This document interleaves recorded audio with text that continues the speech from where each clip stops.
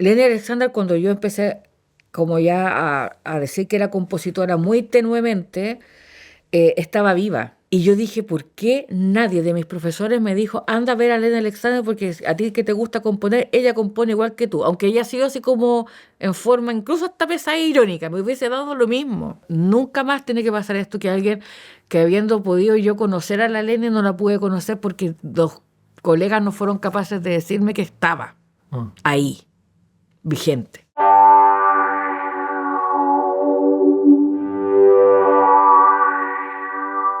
Ser compositora en Chile es todavía un acto político. Si a ello sumamos la voluntad de tender puentes entre lo docto, lo popular y lo político, nos encontramos con Valeria Valle, una creadora que ha tomado el legado de mujeres que han hecho esa otra historia en nuestra música nacional, para acogerlas como fuente inspiracional o estética en su propia obra, sensible y contemporánea. Ha sido pionera en varios espacios. Fue la primera mujer en dictar la cátedra de composición en universidades, la primera chilena en ser programada en el Festival Alemán de Bamberg y la primera compositora chilena de música docta en estrenar en plataformas de streaming. También activista, profesora, gestora y madre, hoy nos acompaña Valeria Valle. Vale, muchas gracias por estar aquí con nosotros. Ay, muchas gracias. Ay, qué linda la presentación. Muy lindo. No, gracias por esta invitación. Estoy feliz, feliz, feliz. Qué bueno. Bueno, tú tienes formación docta, pero en varios lados te he escuchado hablar mucho de música contemporánea. ¿Nos puedes explicar por qué, cuáles son las diferencias que hacen en estos conceptos? Mira, la música contemporánea digamos, se estableció como un estilo más, así como de música, así como está, no sé, pues, la música barroca, la música de vanguardia también. Y la música contemporánea, si bien alguien puede decir, es la música que se hace ahora, pero sí lo que tiene el ingrediente, digamos, que la caracteriza es trabajar con el timbre y la extensión del sonido más allá de lo tradicional, por así decirlo. Entonces, es como técnicamente la diferencia del uso de técnicas extendidas, de incorporar nuevas tecnologías también al procesamiento del sonido, entender el sonido no como una conducción sonora desde la narrativa, digamos, de una melodía, sino que desde las propiedades del sonido. Entonces, como que eso un poco podríamos decir que instala lo contemporáneo, a diferencia de decir solo docto. Bueno, esta es una pregunta que nos ayuda para el comienzo de la entrevista, que también se la hicimos a Catherine Bachman en otro episodio, para entrar a una parte lúdica de esta vocación que las dos comparten.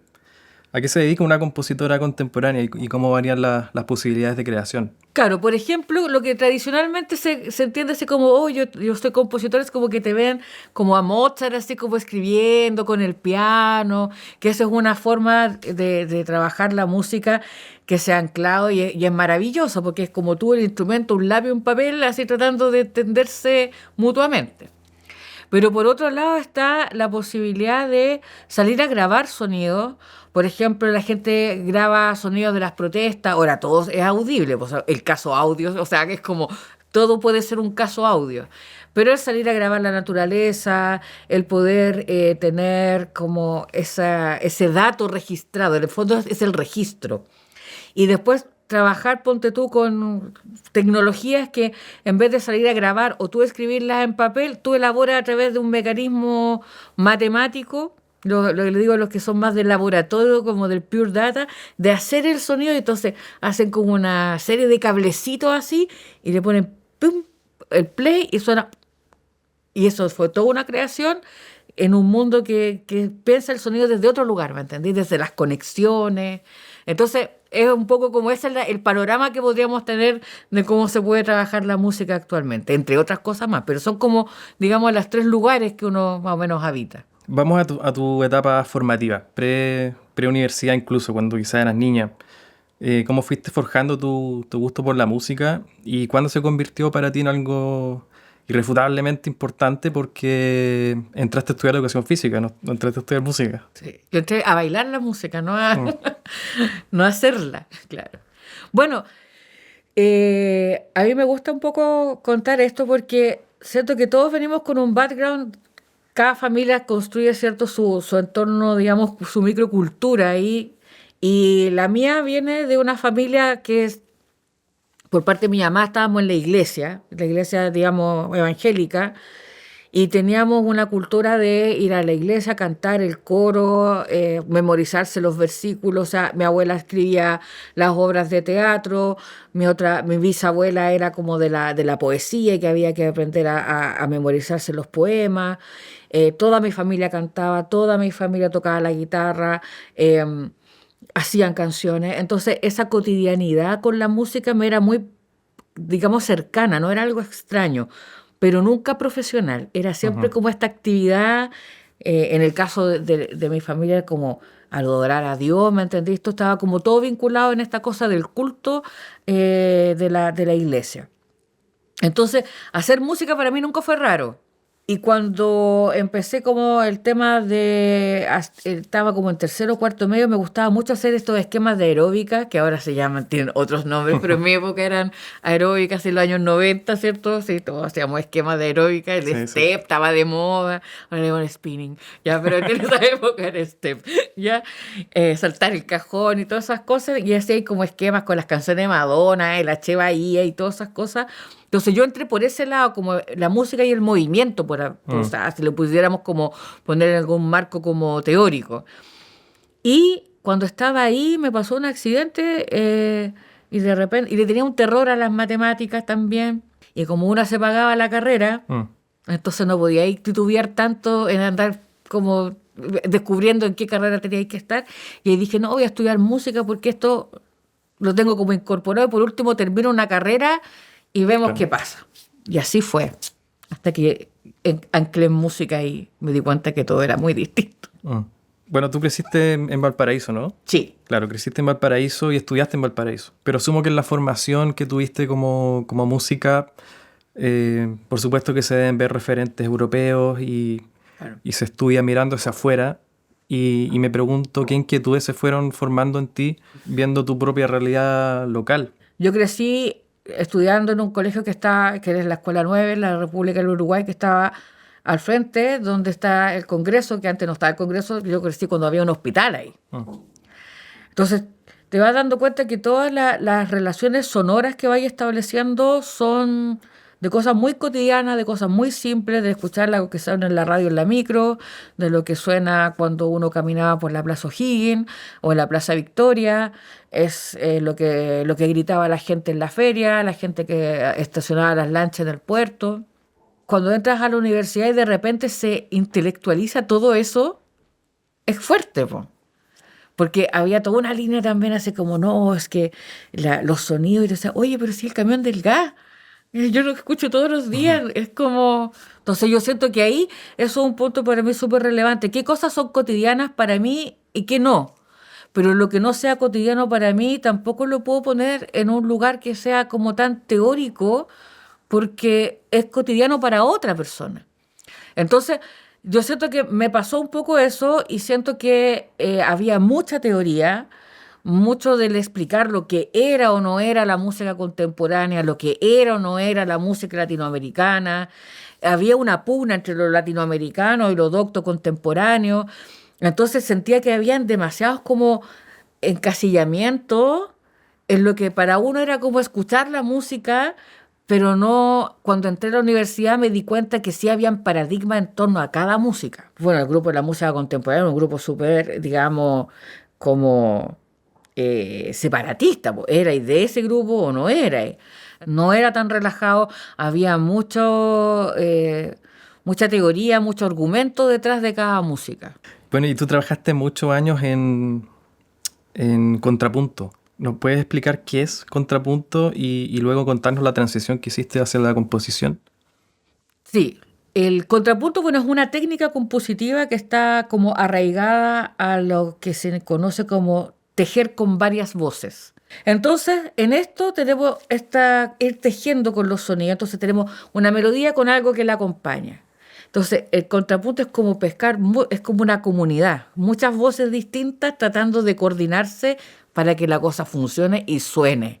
Entonces, el contrapunto para mí era así como la maravilla misma, como que, como que reunía para mí el concepto de ser sociable, Mm. así como tengo mi propia voz, pero tengo que coordinarme con el resto y eso lo encontré. Y por eso amo el contrapunto. ¿Se te ocurre alguna canción de la música popular a lo mejor que sea representativo como esto es contrapunto? Sabes que hay veces, por ejemplo, en la textura, voy a acordarme de, por ejemplo, el rock progresivo. El rock Ajá. progresivo de repente cursan líneas melódicas, por ejemplo, en donde las guitarras, por ejemplo, se tejen Mm. entre sí. Entonces uno puede ir viendo cómo una guitarra lleva, entre comillas, como una voz y la otra empieza como a hacer un contracanto. Entonces yo creo que hay músicas como el jazz que van tejiéndose en estas melodías y uno empieza a escuchar distintas como situaciones melódicas y no es una melodía principal. Me suena a Philip Glass un poco, ¿no? Claro, por ejemplo, ellos van creando estas capas, Mm. son como capas sonoras Sí. en donde uno empieza a distinguir, oye, aquí está sonando algo, lo mismo que Steve Wright, que uno siente que hay una cosa aquí y otra cosa acá, y de repente empiezan ¿cierto?, a entrelazarse. Claro, uno lo podría llevar un montón de música así súper entretenida. Es interesante que varias de las cosas que has nombrado como que convergen en tu trabajo que, si no me equivoco, fue de egreso, Mujeres a Contratiempo. Sí. Lo de tu abuelita que hacía teatro, el contratiempo. Sí. eh, ya estoy entrando en el tema de género. Cuéntame un poco de ese proyecto y cómo convergieron todos estos elementos que te nombré que han sido parte de tu formación. Bueno, yo creo que ese proyecto a mí me ilusiona mucho, todavía me conmueve mucho, porque en el fondo congrega en un solo, digamos, hecho, digamos, artístico, mi vida como trabajando con mi abuela en las obras de teatro y todo lo que tenía que ver con la dicción y el mundo de la radio también. Em, Escuchábamos Radio Tanda mucho. Mis papás escuchaban lo que cuenta el viento. Entonces había como una vida que estaba en torno a la radio. Por otra parte, formamos Resonancia Femenina. Entonces yo ya tenía todo un trabajo que empecé a realizar sobre la visibilidad del rol de la mujer, primero en la música, desde la institucionalidad, la ausencia. No es una ausencia porque sí. Entonces yo me di cuenta que esa ausencia que estaba en la música, que genera un contexto, también estaba en otros lados. Que no era la única lucha la de la música, sino que habían otras luchas en otros lugares. Y ahí yo digo, bueno, voy a hacer un radioteatro que cuente la historia de mujeres que tengan, digamos, un perfil de ser mujeres que hicieron cambios importantes, pero también tenían esta otra cuota de decir que estaban locas o que había algo como psicológico en ella. Tratando de juntar que siempre la mujer que busca algo como con mucha vehemencia, siempre se le tilda así de que está loca o que es problemática o que le pasa algo, ¿no? Que ya viene ella. Entonces, como tratando de ver cómo se juntaban en distintas disciplinas estas mismas características. Recordando Chile, mujeres a contratiempo, y precisamente ese contratiempo es como ir contra la corriente de una época en donde tenías como otro rol que cumplir en la sociedad y no el de ser, digamos, revolucionaria. Y ahí fue como bonito porque me permitió también conectar con la compositora que siempre ha sido mi referente, que es Leni Alexander, y estudiar y ver cómo ella también fue muy dúctil en cómo trabajó la composición. No era, ella decía, a mí no me gusta que me encasillen como que soy dodecafónica o que soy... Yo hago música y voy a hacer una música que sobre todo trabaja la memoria. Y si esa memoria la tengo que trabajar con cinta magnética, con un radioteatro, ir a grabar a un pueblo para que esas cosas aparezcan en mi música, lo voy a hacer.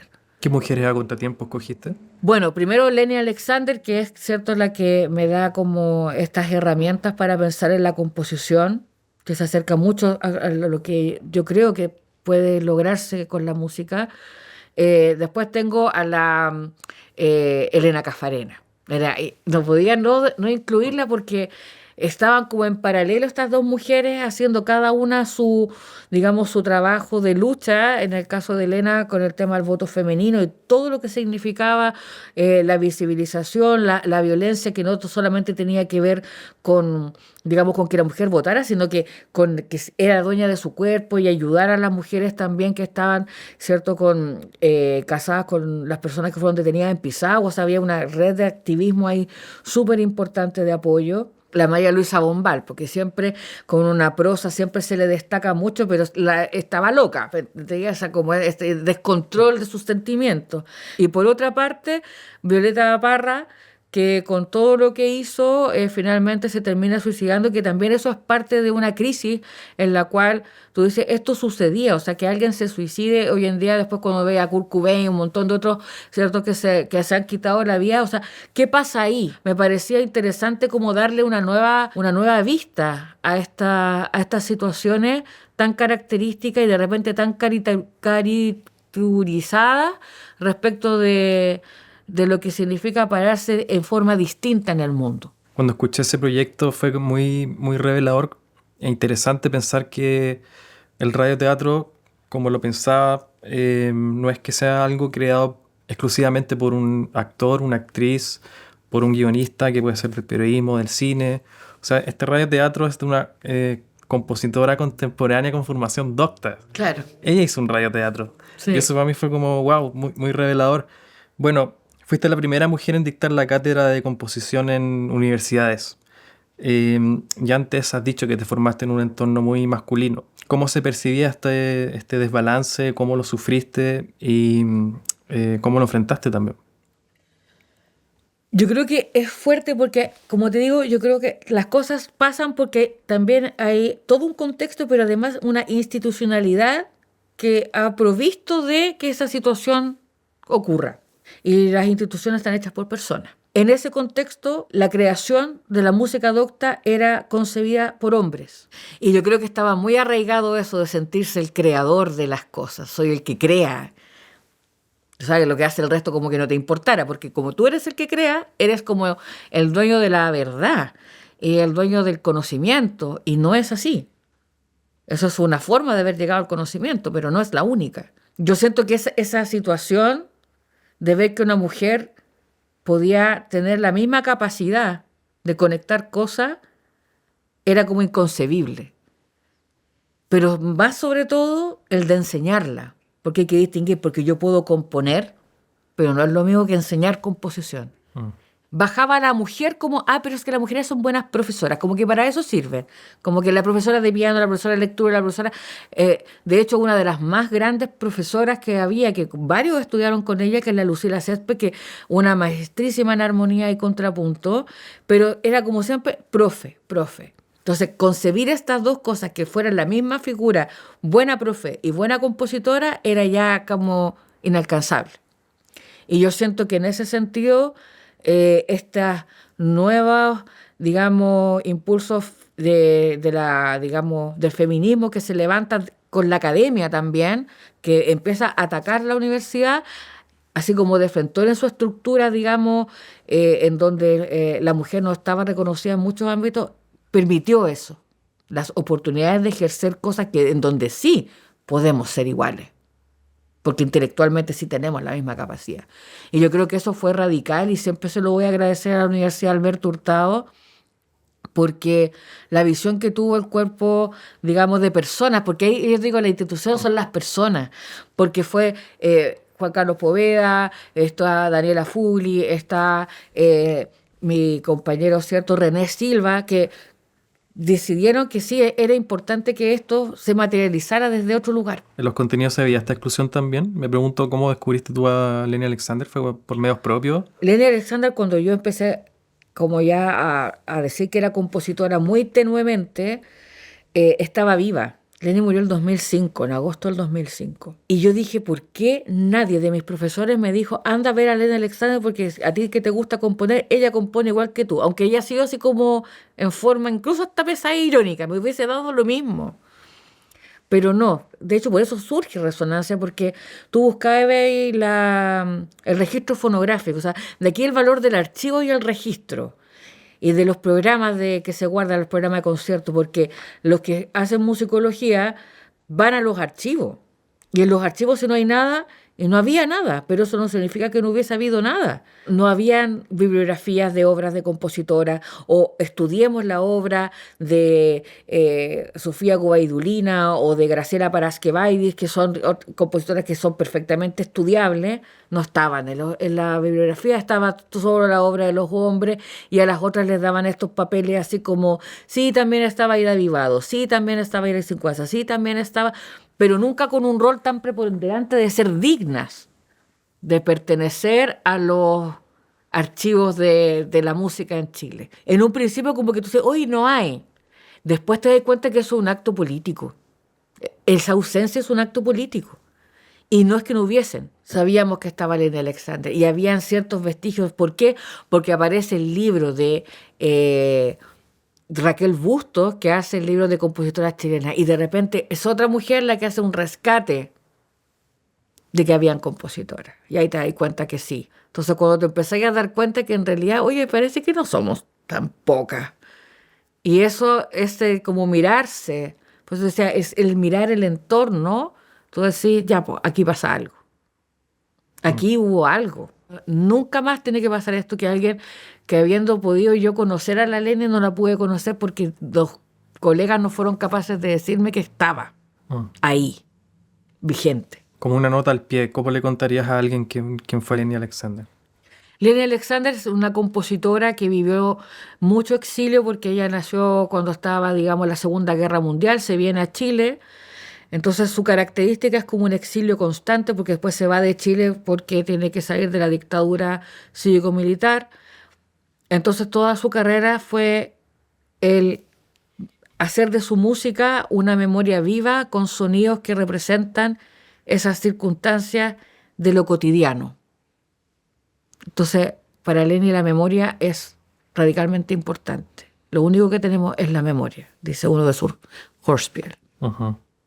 Podría tenderse, sin quitarle valor, por supuesto, a lo que tú y tu generación hace, a llamarlas pioneras a ustedes, pero hay más hacia atrás. Claro. Lo que pasa es que a uno le toca como un rol y te das cuenta que esto es como algo que se viene gestando de antes, que habían otras que lo quisieron hacer, habían otras que trataron de... Lenny trató de hacerlo, pero claro, es una tarea muy grande.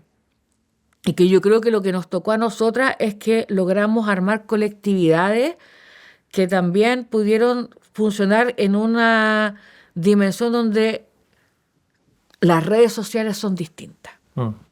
Entonces, cuando ya se torna más viral, pareciera ser que funciona, y cosa que hasta el día de hoy es una herramienta de las comunicaciones. Lo virulento que puede llegar a ser algo, para bien o para mal, es lo que gatilla mucho de lo que son nuestras relaciones culturales. Entonces, siento que eso también fue un momento que a nosotras nos favoreció, que ya podías grabar un disco, antes era muy complejo, y eso ahora se veía más cercano. Entonces creo que el contexto cultural también ayuda bastante, pero no ser pionera, yo creo que nos tocó ser como más visible por estas nuevas características de la sociedad comunicacional. Uh-huh. Hay un hito en tu trayectoria que es cuando renuncias a seguir trabajando con un compositor hombre al lado. ¿Nos puedes contar de ese hito? Bueno, yo he decidido dejar de trabajar con bastantes hombres que siento que son, digamos, un no aporte al desarrollo de la música en espacios libres de violencia. Y la violencia no pasa porque te peguen, sino que hay una violencia del maltrato, de la humillación irónica, bueno, si no hacen lo que yo quiero, en términos como, bueno, poco menos que me tenéis que andar como tirando flores todo el día, o yo te abrí las puertas, y eso que te condene eternamente, así como ser una subsidiaria, así como del valor de que como no tengo una orquesta, entonces que me agacho la cabeza para el que sí la tiene, entonces no. Y así dejé de lado a varias personas porque siento que abusaron de sus puestos de poder y que desafían los vacíos legales que tiene el Estado respecto de ciertas prácticas que no debiesen existir. Entonces eso me llevó a distanciarme de personas que yo decía, no, pues, o sea, yo ¿por qué tengo que anularme por algo que tú supuestamente me vas a ofrecer? Y eso no corresponde. Entonces siento que ese tipo de violencia que estaba muy institucionalizada, era como te abro las puertas, te toco la música en Marte, conmigo vas a lograr todo esto, pero había que tener una lealtad, como te digo, como de súbdito, ¿me entendí? Así como, y no. ¿Recuerdas qué fue lo primero que compusiste después de eso? Sí, después de eso yo compuse una música que se llama Titifquén, que es un canto de aves.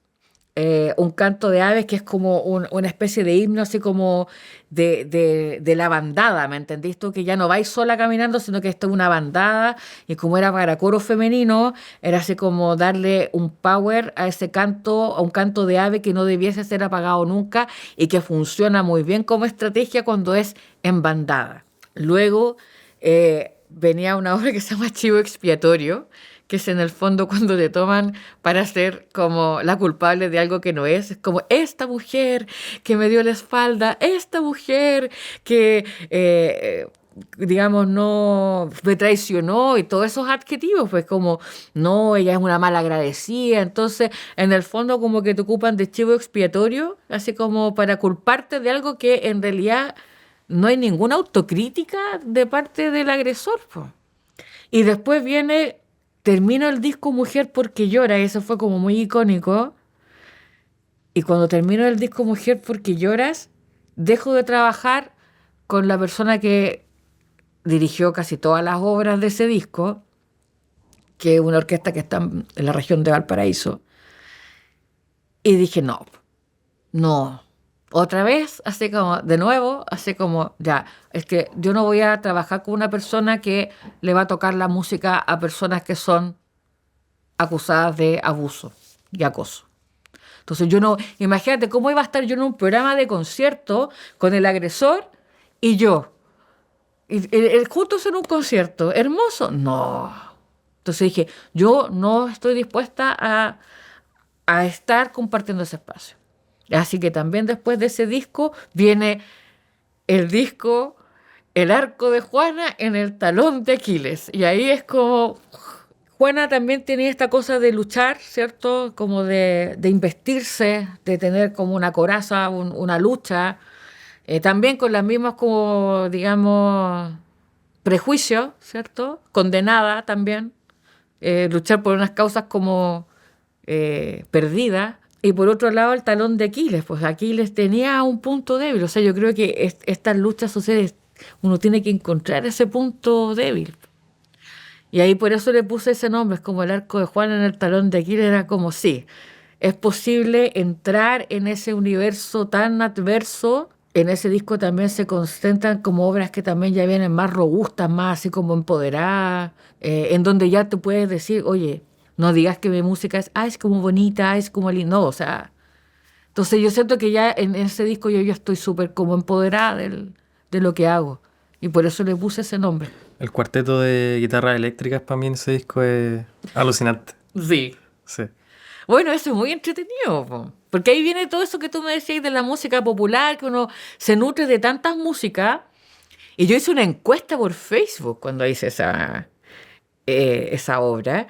Y yo dije, porque imagínate, te dicen, Valeria, ¿puedes hacer una obra para guitarra eléctrica? Y es como, es infinita, po, es infinita porque la cantidad de posibilidades tímbricas, y yo que alucino con eso, con una guitarra, o sea, con una pedalera conseguís muchas cosas. Imagínate esta gente que trabaja haciendo un montón de música con todo un set de pedalera. Y yo dije, no, esto se me va a ir a las nubes. Entonces yo dije, a ver, hagamos una encuesta, po. O sea, como uno ya está como inserto en estos mundos de la socialidad, ¿qué diantre es esto de un solo de guitarra eléctrica? ¿A usted qué más le gusta de la guitarra eléctrica? ¿Que el virtuosismo o el sonido? Y esa fue una encuesta muy entretenida porque mucha gente empezó como, no, yo soy de los que tiene que tocar así ya. Y te daban nombres, ¿cierto? Que aparecen, ¿cierto? En la palestra. Por otro lado, estaban, no, los sonidos, y que la capacidad de la guitarra, y el sonido envolvente, y no sé qué, y lo tímbrico. Entonces yo dije, ya, vamos a ir tomando cosas aquí. O sea, tiene que tener un solo de guitarra. Ya, tiene que tener también un pattern, una cosa así como rítmico-melódica que le vaya dando cierta articulación. Tiene que tener estos momentos así como de guitarra atmosférica, medio así como Pink Floyd. Entonces yo dije ya, y empecé así como a tratar como ir despejando un poco con qué elementos me quedaba y que la obra tuviera, digamos, esas características. Entonces yo dije, tiene que tener estas cositas y construir estos momentos a partir de eso, de esta encuesta fue como muy, muy saludable, porque la gente cuando la escucha es como que siente que tiene un poco de todo eso. Entonces no es como la guitarra solista, sino que tiene cositas de solista, tiene ese riff, tiene esa cosa envolvente y fue todo un temón hacer esa obra. Qué entretenido, porque me imagino que se juntaron ahí como los fans de Iron Maiden y Metallica, Claro. cosas de Pink Floyd. Sí, no. Yo tengo guardado, de hecho, el posteo entero, porque me gusta como ir retratando de mis obras como opiniones, cosas así. Sí, pero este usaba tal pedalera y este usaba tal recurso. Sí, pero este usaba la guitarra para el otro lado. No, que este estudió con no sé quién. Y todo así como, wow, o sea... ¿Y cómo lo hiciste para escoger los intérpretes de esa pieza? Es que yo no los escogí. La verdad es que esto fue un encargo. Fue un encargo que me hizo Cuarto Ensamble. Está ahí Felipe Alarcón a cargo. Y fue súper entretenido porque fue un trabajo colaborativo. Y eso fue lo que siempre me ha gustado a mí, trabajar de la mano con quien toca la música. Y siento que son las mejores obras que saco porque fue ir, probar. Me instalé una tarde entera, así como estaban todos con sus guitarras y sus pedaleras. Y empezamos a probar qué sonidos se podían usar. Por ejemplo, quién era el que tenía más como, digamos, desarrollado la técnica del solo. Habían otros que eran más como de acompañamiento. Empezar a generar como roles. Que en realidad había como harto material, pero también despejarlo, con qué material te vas a quedar. Y me gustó mucho como complexión se fue como dando, y precisamente en esa cosa del nombre de la obra, porque se fue dando en esta cosa de ir flexionándose, como reconociéndose en estos sonidos tan diversos que son de la guitarra eléctrica. Bueno, el arco de Juana fue el que te hizo ser la primera compositora en subir un estreno a streaming, a Spotify. Temón ese, vos. Es un temón, por varias aristas, y estoy pensando por cuál partir. Pero creo que la primera que se me viene es de la industria. Porque claro, suena como algo importante, pero no sé si el streaming está siendo la mejor forma de hacer industria en la música.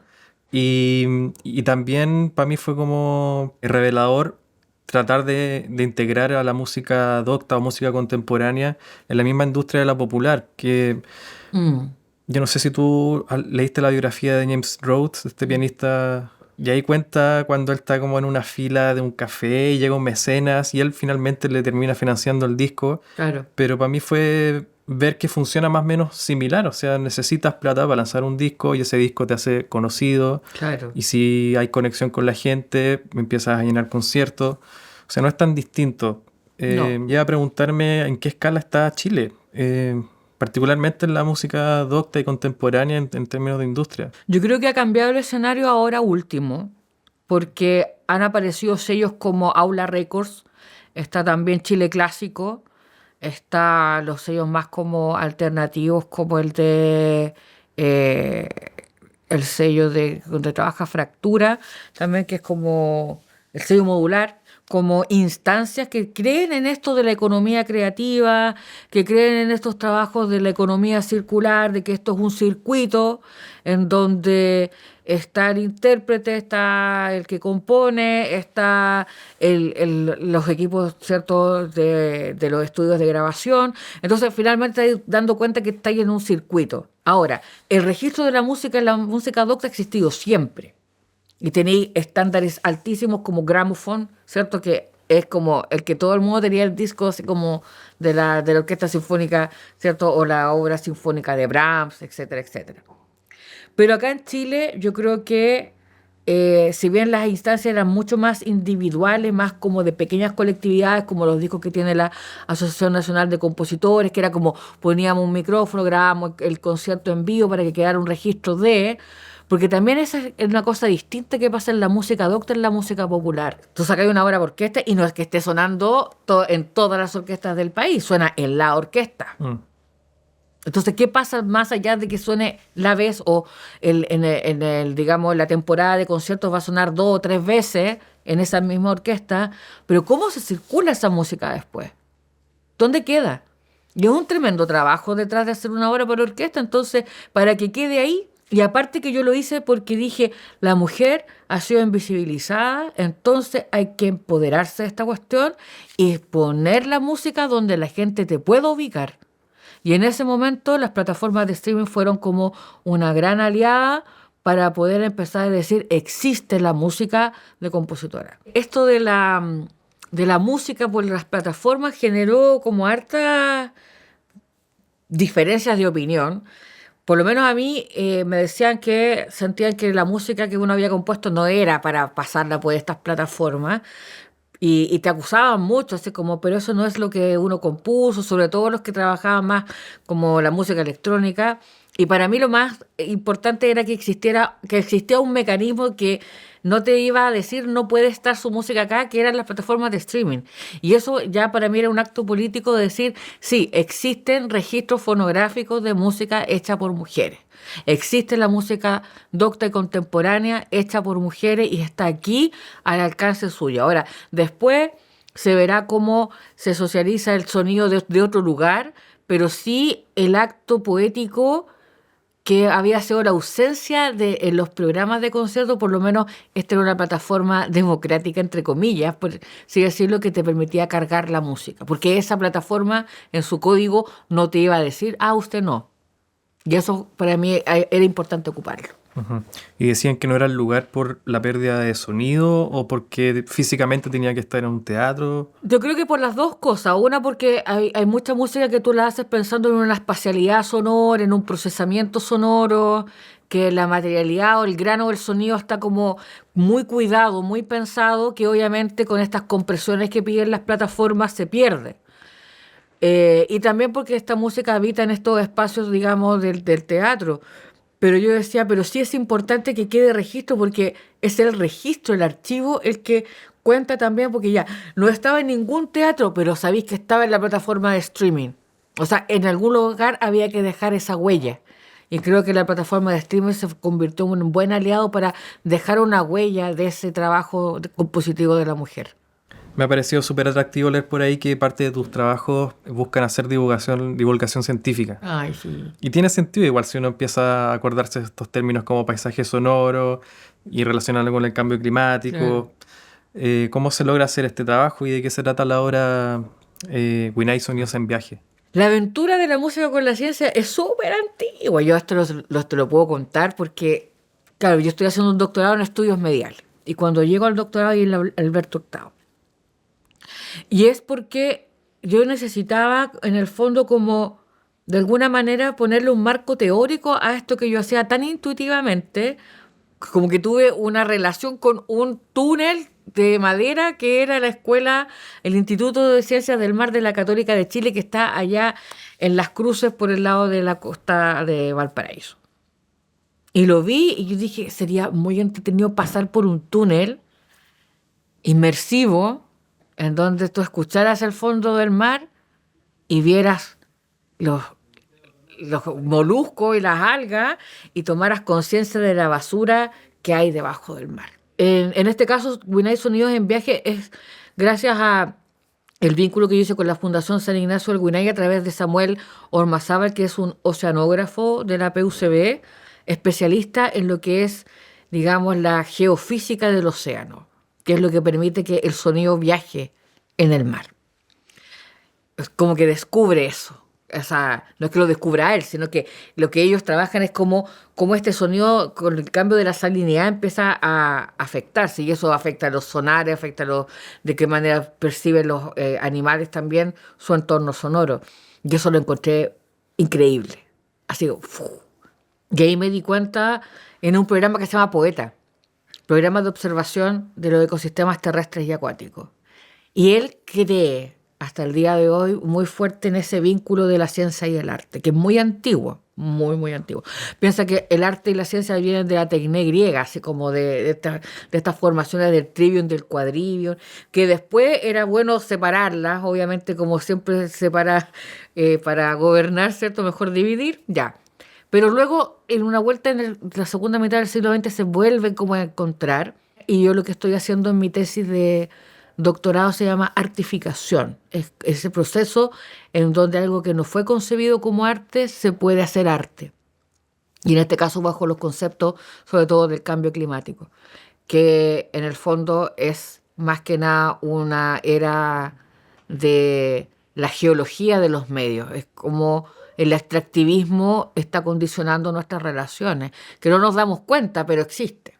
Eso me permitió en una instancia de estas colaboraciones de llevar a compositoras, porque obviamente estaban, como que pude juntar mis activismos y llevé a compositoras que fueran a trabajar en lo que era este encuentro con la ciencia para elaborar obras que en el fondo fueran como inspiradas en esta búsqueda de relevar la importancia de la naturaleza. Entonces el disco permitió que cada una de ellas se relacionara con este entorno sonoro, se relacionara con los sonidos que ellas sentían que era, digamos, necesario como registrar y mantener y hacer dialogar. Y se construyeron estas obras y se lanzó un disco allá en el fiordo Comau, que fue como también paradigmático porque no se había lanzado nunca un disco adentro de un fiordo. Y este disco, me acuerdo cuando lo lanzamos, se había incendiado una de las casas del pueblo. En la mañana tuvimos que ir a apagar el incendio y después la gente en la tarde igual quiso que hiciéramos el concierto y la gente que se le quemó la casa estaba en el concierto. Y eso para mí me cambió la visión de lo que era hacer comunidad. Y la gente venía al concierto en lancha.